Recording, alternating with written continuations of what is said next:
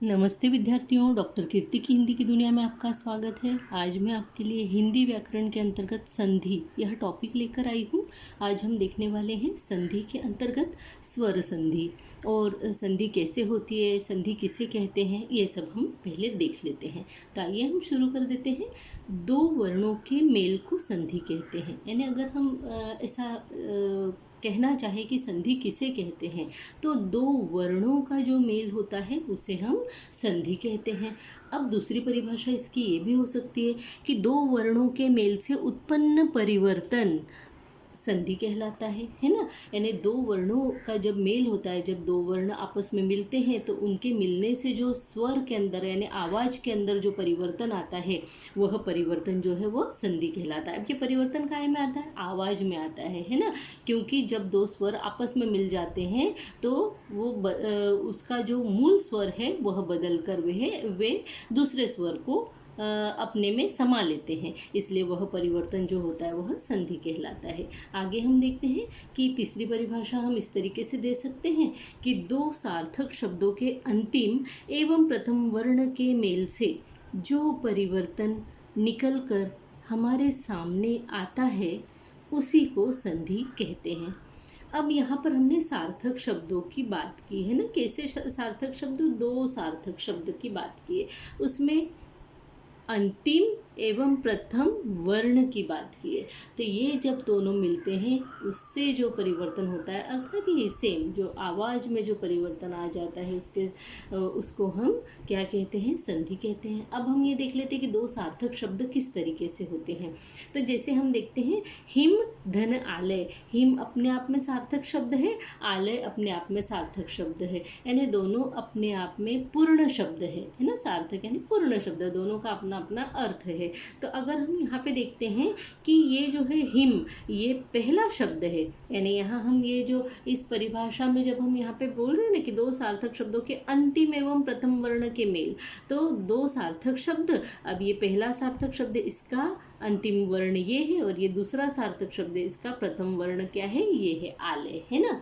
तो आ जो है इसका प्रथम जो है वर्ण है द्वितीय शब्द का। तो प्रथम शब्द का अंतिम वर्ण म है और द्वितीय शब्द का प्रथम वर्ण जो है वो क्या है? आ है। अब हम आगे देख लेते हैं कि किस तरीके से हम इसको देख सकते हैं कि ये जो म है इसमें हमने क्यों कहा कि प्रथम शब्द का अंतिम वर्ण। अब म है क्या? इसका मतलब इसमें हम ये देखेंगे कि हिम धन आलय लिखा है तो इसका अंतिम जो वर्ण है वह यहाँ पे हमें म दिखाई देता है। लेकिन अगर हम उसका वास्तविक रूप देखने के लिए जाए तो वो म नहीं है, बल्कि वह इस तरीके से है कि म यानी इसके अंदर स्वर भी शामिल है अ का।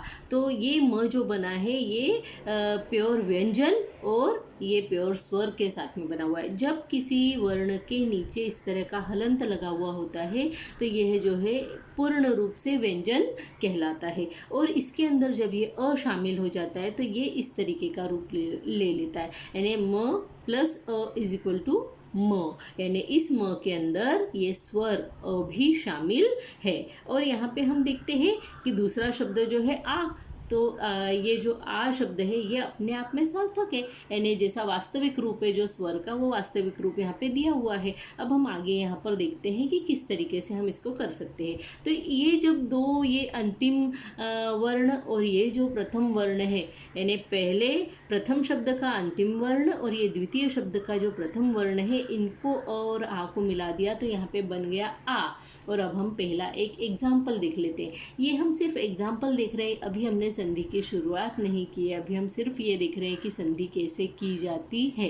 तो हम देखते हैं कि हिम धन आलय, अब इसमें से हम निकालने गए तो म में से हमने अ बाहर निकाल लिया, जैसे हमने अभी यहाँ पे बताया कि इस म के अंदर अ भी शामिल है। अगर अ हम बाहर निकाल लेते तो बचता है ये वाला म, हलंत वाला म। तो हमने यहाँ पर वही काम किया, म में से अ बाहर निकाल लिया और बाद में बचा क्या है? यहाँ पे ही वैसा का वैसा बचा है और म ये हलंत वाला यानी पे और व्यंजन वाला म जो है वो यहाँ पे बच गया है। प्लस लगाया, आ बाद में लिखा है वैसा का वैसा आ हमने लिख लिया। बचा हुआ ल है वो भी हम यहीं पे लिख लेंगे चाहे तो, है ना, इस तरीके से लिख सकते हैं।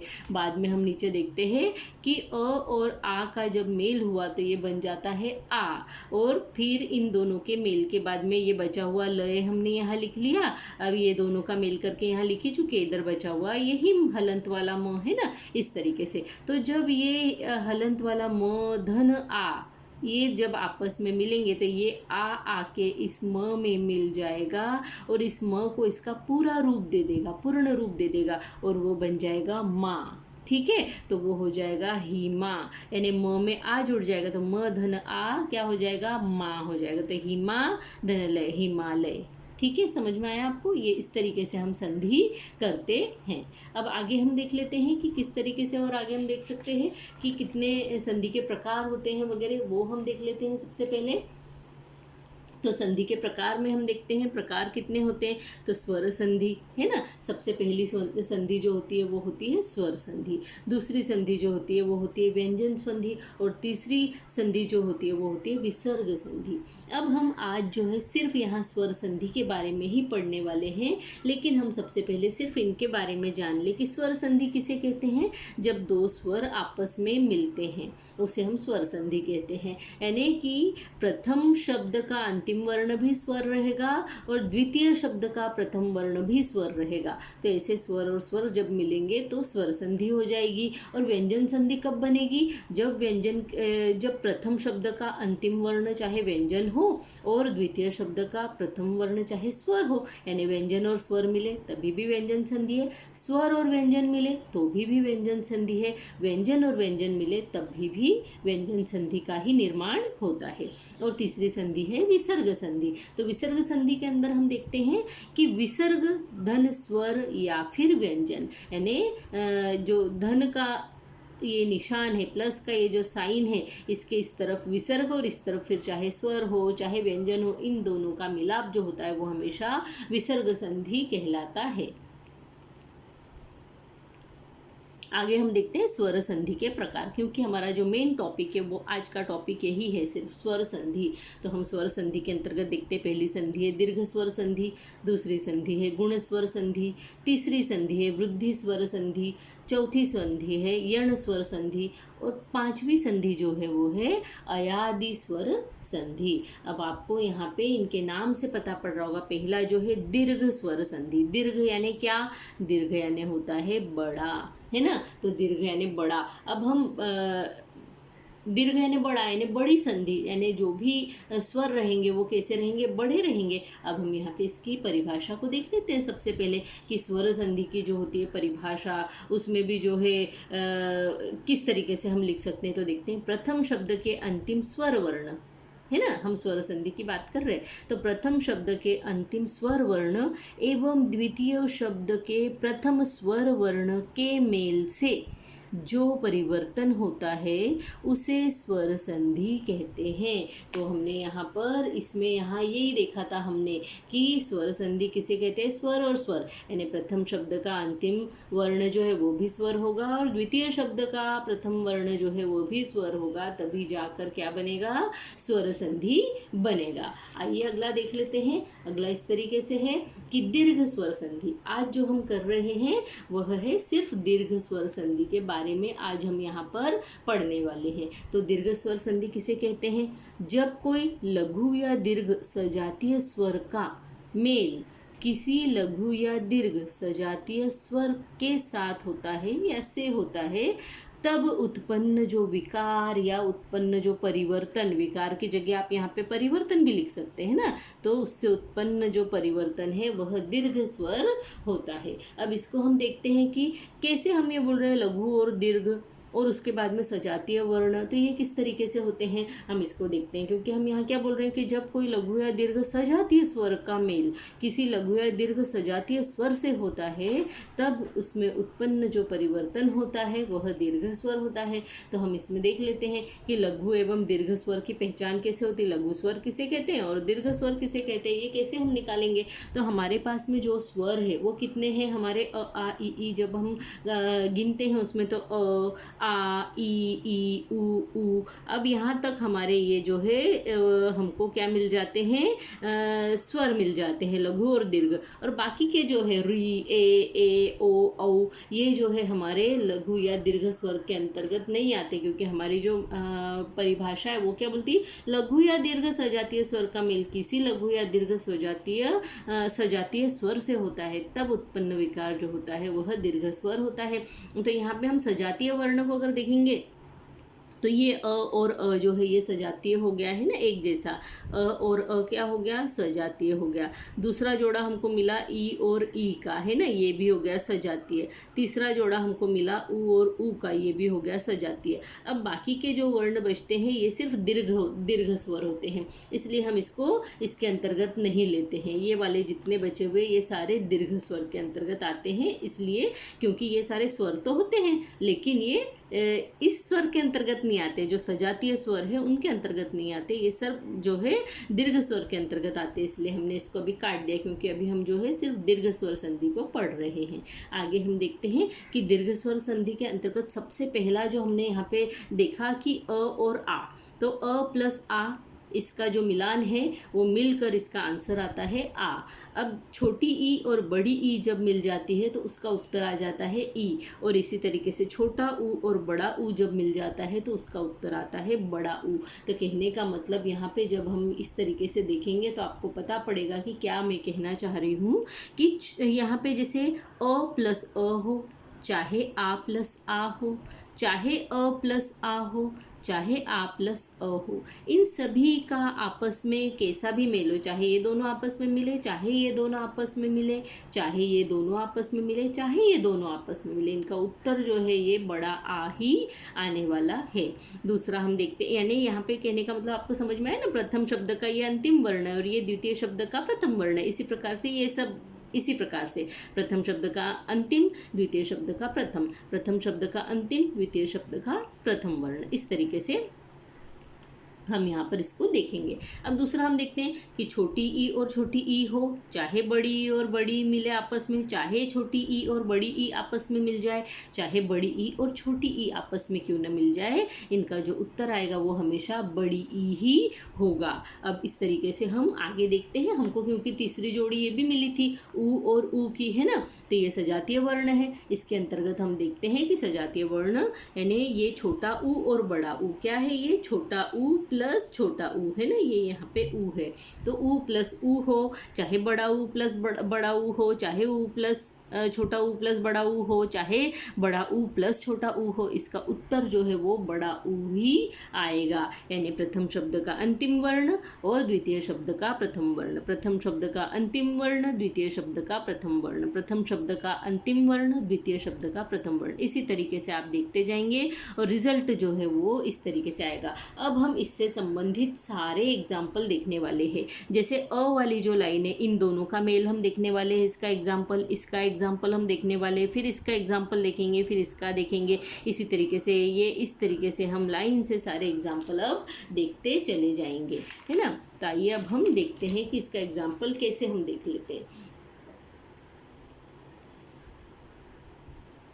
अब हम ये वाला जो अ प्लस आ प्लस अ प्लस आ या आ प्लस इसका जो रिजल्ट आ आता है, इसका एग्जाम्पल हम देखते हैं। सबसे पहला एग्जाम्पल मैंने यहाँ पे दिया हुआ है समयाभाव, है ना। तो समय धन अभाव, समय धन अभाव बराबर क्या हो जाएगा, समय अभाव। ये तो आप लोग सोचेंगे कि हम लोग को तो मालूम है कि समय धन अभाव बराबर समयाभाव होगा, लेकिन फिर उसको निकालेंगे कैसे, किसके अंदर कौन से स्वर आ रहे हैं, किस तरीके से आ रहे हैं, तो उसको निकालने का एक ट्रिक है यहाँ पर। और वो ट्रिक ऐसा है कि समय, अब ये प्रथम शब्द का अंतिम वर्ण क्या है यहाँ पे य, और ये जो द्वितीय शब्द का इसका प्रथम वर्ण क्या है यहाँ पे अ। तो यहाँ पे अ और अ हम यहाँ पे देख रहे हैं, किसको देख रहे हैं हम, ये एग्जाम्पल किसका देख रहे हैं, अ प्लस अ का देख रहे हैं, ठीक है। अ प्लस अ का एग्जाम्पल देख रहे हैं, समय धन अभाव। अब यहाँ पे ये जो य है, ये य पूरा दिया हुआ, इसके अंदर हलंत नहीं है, इसका मतलब है इसके अंदर स्वर शामिल है। अगर हम यहाँ पे कहीं कि प्रथम शब्द जो है इसका अंतिम वर्ण क्या है, तो अगर आपके दिमाग में ये आ जाए कि य है तो यह तो गलत है। क्यों गलत है? क्योंकि ये जो य है ये अपने आप में स्वर भी समाये हुए हैं, क्योंकि आपको पता है ना ये जो है ये तो व्यंजन के अंतर्गत आता है। क ख ग घ ण छ छ ज झ ण ट ठ ड ढ न त थ द ध न प फ ब भ म य र ल व श श स ह शत्रज्ञ, है ना। यहाँ तो यह जो है वो काय में आ जाता है, वो व्यंजन के अंतर्गत आ जाता है। क से लेके ज्ञ तक के जो भी होते हैं वो सब व्यंजन होते हैं। तो लेकिन हर व्यंजन जो है अपने आप में स्वर को समाये हुए होता है। अगर हम प्योर व्यंजन की बात करें, शुद्ध व्यंजन कौन सा है, तो ऐसा वर्ण जिसके नीचे ये हलंत लगा हुआ है, ये जो है एकदम शुद्ध व्यंजन है। इसको हम बोलेंगे शुद्ध व्यंजन। इसके अंदर जो है, इस य के अंदर जो है अ शामिल नहीं है। लेकिन इस य के अंदर अगर हम अ शामिल कर दे इस हलंत वाले य में, तो ये य इस तरीके से बन जाएगा। तो यही य जो है हमें यहाँ पर दिया गया है। तो हम देखेंगे समय, इसमें य में से हम अ को बाहर निकाल लेंगे, है ना। अ प्लस अब यहाँ पे हमको क्या दिया है, यहाँ पे भी हमको जो दिया है अ ही दिया हुआ है ना, आ नहीं दिया हुआ है। क्या दिया हुआ है? अ दिया हुआ है, ठीक है। तो ये यहाँ से हमने अ बाहर निकाला, यहाँ से हमने अ बाहर निकाला। यहाँ का बचा हुआ क्या था? भाव। हमने वैसा का वैसा लिख लिया। यहाँ पे क्या बचा था? समय। अब ये क्योंकि य में से हम अ बाहर निकाल चुके, तो य जो है हलंत वाला य तो बच गया, क्योंकि य हमने अ जो है वो हमने बाहर निकाल लिया इसमें से। अब बचा क्या है? सिर्फ य जो है वो हलंत वाला बचा है। तो हमने समय ऐसा लिख लिया, य के नीचे हलंत लगा दिया, इसमें से ये अ जो है वो बाहर निकाल लिया। ये प्लस यहाँ पे क्या है? ये भी अ है, ये अ हमने ले लिया, भाव वैसा का वैसा रख लिया। अब इस अ को और इस अ को जब हम जोड़ते हैं तो हमारा रिजल्ट आता है आ, क्योंकि हमको पता है अ प्लस अ क्या होता है? आ होता है। तो हमने इस तरीके से इसका रिजल्ट यहाँ आ गया। जो हमारे पास बचा था, समय वैसा का वैसा लिख लिया, भाव वैसा का वैसा लिख लिया। अब हम देखते हैं कि ये जो आ है ये आ जाएगा पीछे, और आकर ये जो हलंत वाला य है इसको पूरा बना देगा, इसको पूर्ण रूप प्रदान कर देगा। तो ये इस य में जब आ जुड़ जाएगा तो ये बन जाएगा या। तो ये बन गया शब्द समया, और ये जो भाव वैसा का वैसा हमने लिख दिया तो ये बन गया समया भाव। ये शब्द बन गया आपका समया भाव। इसको हम कहेंगे दीर्घ स्वर संधि, है ना। आगे देखते हैं दूसरा एग्जाम्पल हमने अ प्लस आ का दिया हुआ है। तो अ प्लस आ का भी रिजल्ट क्या होगा? आ ही होगा रिजल्ट, तो है ना। ये हमको पता है। हमने दूसरा एग्जाम्पल लिया है महाधन आलय। महाधन आलय, इसमें हमने एग्जाम्पल लेकर देखा। इसमें से हा में से हमने ये जो प्रथम शब्द का अंतिम वर्ण है ये है हा, और द्वितीय शब्द का प्रथम वर्ण जो है वो है आ। तो हमने इस आ को भी बाहर निकाल लिया, प्लस लिया। इसका अंतिम वर्ण ह में क्या शामिल है? आ शामिल है। ये ह कैसा है? ह प्लस आ है ये, है ना, तब जाके ये हा बना हुआ है। तो ह इसमें से हमने आ बाहर निकाल लिया। अब ये जो ह प्लस आ मतलब ये हलंत वाला ह बाहर है ना। तो अब हमने यहाँ पे जो बचा हुआ मह है वो निकाल लिया, बाहर लिख लिया। ये आ यहाँ और ये प्लस आ यहाँ पे लय वैसा का वैसा लिख लिया। अब ये अ और ये आ और ये आ जब मिला तो बन गया आ, क्योंकि आ प्लस आ भी क्या होता है? आ ही होता है। अब उसके बाद में हमने देखा मह वैसा का वैसा लिख दिया और लय लिख दिया। ये आ आके इस ह को पूरा बना देगा, और इस तरीके से हमारा जो शब्द हमको मिलेगा वो मिलेगा महालय। ठीक है, इस तरीके से हमको ये शब्द मिल गया। ये हमारा आंसर हो गया। आगे हम देखते हैं अ प्लस आ का एग्जाम्पल देखते हैं। इसका भी रिजल्ट क्या होगा? आ ही होगा। इसका एग्जाम्पल हमने ये वाला लिया है शरण धन आगत। अब ये न है, इसके अंदर अ शामिल है, इसको हमने बाहर निकाल लिया। प्लस द्वितीय शब्द का जो प्रथम वर्ण है ये आ है, ये क्योंकि अपने मूल रूप में है ना। अ आ ई उ ऊ, इस तरीके से हमने देखा। तो ये आ जो है ये इसका मूल रूप है। इसे अपने जो वास्तविक रूप में ये आ यहाँ पे स्वर शामिल है। तो इस आ को भी हमने यहाँ लिख लिया और गत इसमें से बाहर निकल लिया। अब इस अ और आ को हमने जब जोड़ा तो बन गया आ, और ये अ बाहर निकालने के कारण यहाँ ण कैसा बच गया था? हलंत वाला ण बच गया था। अब हमने उसको वैसा का वैसे ही लिख दिया यहाँ पे शरण। अब इन दोनों का मेल आ और यहाँ पे गत, ये आ के ण को ना बना देगा तो शरणागत हो जाएगा। इस तरीके से आपका ये वाला रिजल्ट भी यहाँ पर आ जाता है। नेक्स्ट हम देखते हैं इसी के अंतर्गत नेक्स्ट आता है आपका आ धन अ। आ धन अ का रिजल्ट भी क्या होता है? आ ही होता है। अब इसका एग्जाम्पल मैंने लिया है शिक्षा धन अर्थी। अब हम यहाँ देखते हैं शिक्षा, शा में श धन आ शामिल है ना। ये श कैसा है? श धन आ। श धन आ वाला श है ये। तो ये श फिर शिक्षा में से आ निकाल लिया तो श जो है हलंत वाला बाहर आ गया, प्लस यहाँ जो है अपने वास्तविक रूप में ये स्वर दिया हुआ है इसको रख लिया, और ये जो शब्द है इसको हमने, ये वाला जो वर्ण है इसको हमने ऐसा कैसा यहाँ लिख लिया। अब हम देखते हैं आ प्लस अ मिलके आ बन गया, और ये शिक्षा हमने ऐसा कैसे यहाँ लिख लिया, और ये वाला वर्ण भी हमने यहाँ ऐसा कैसा लिख लिया। जब ये आ आके श को पूर्ण बना देगा तो ये शा बन जाएगा, और इस तरीके से हमको शब्द प्राप्त होगा शिक्षार्थी। अब हम आगे का एग्जाम्पल देखते हैं ई वाला। अब चाहे छोटी ई हो, छोटी ई हो, चाहे बड़ी ई और बड़ी ई हो, चाहे छोटी ई बड़ी ई हो, चाहे बड़ी ई और छोटी ई हो, इन सब का मेल होने से बनेगा बड़ी ई ही बनेगा। ठीक है, अब हम देखते हैं इसका एग्जाम्पल, जैसे रवि धन इंद्र। अब हम रवि धन इंद्र के अंदर देखते हैं, वह के अंदर छोटी ई की मात्रा लगी हुई है, तो छोटी ई की मात्रा लगी है इसलिए हमने यहाँ पे छोटी ई ले लिया। अब बड़ी ई कौन सी होती है, इसको बड़ी ई बोला जाता है, इसको छोटी ई बोला जाता है। अब ये मात्रा जो होती है छोटी ई की होती है, मतलब ऐसी मात्रा जो होती है वो छोटी ई की होती है, और ऐसी मात्रा जो होती है वो बड़ी ई की होती है। तो ये मात्रा हमको यहाँ पे दिखाई दे रही है इसलिए हमने ये छोटी ई को बाहर निकाल लिया। यहाँ पे ये जो ई है अपने वास्तविक रूप में स्वर दिया हुआ है इसको भी हमने बाहर निकाल लिया, और ये बिंदी और ये द्र जो है इसको हमने इस वर्ण को ऐसे कैसे बाहर निकाल लिया। अब हमने इस ई और इस ई को जोड़ दिया तो ये बड़ी ई हो गया, और चूंकि इस वी में से ये ई हम बाहर निकाल चुके थे तो हमारे पास बचा था व,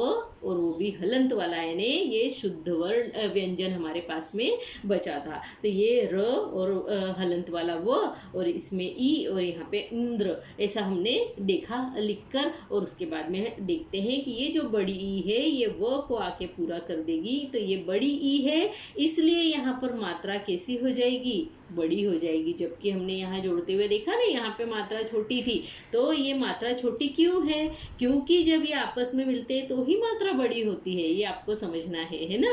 यही यहाँ पर ये गणित है इसका, कि जब छोटी ई और छोटी ई मिलेगी तभी ये बड़ी ई बनेगी। तो रविंद्र जो हमारे सामने आया, अगर हम इसका संधि विच्छेद करेंगे तो ये विच्छेद इस तरीके से हो जाएगा, और ये दोनों मिलके क्या हो जाएंगे, बड़ी ई बन जाएंगे। और जब हम इसको विच्छेद के रूप में ले जाएंगे तो ये छोटी ई और यहाँ पे भी छोटी ई आएगा, तभी तो ये वाला रविंद्र आएगा। ठीक है, इस तरीके से आपको समझ में आया। अब हम देख रहे हैं बड़ी ई प्लस बड़ी ई, इन दोनों का मेल भी क्या होता है, बड़ी ई ही होता है। हमने इसका एग्जाम्पल लिया है नदी धन ईश। हमने नदी में देखा बड़ी की मात्रा लगाई है तो हमने बड़ी बाहर निकाल ली, बच गया ये द हलंत वाला और न वैसा का वैसा। यहाँ पे बड़ी दिए हमने वो बाहर निकाल ली, बचा है श, वो हमने यहाँ पर लिख लिया। अब हम देखते हैं कि नद, द में हलंत लगा हुआ, ईश ई और ई को जोड़ दिया तो बन गया बड़ी ई,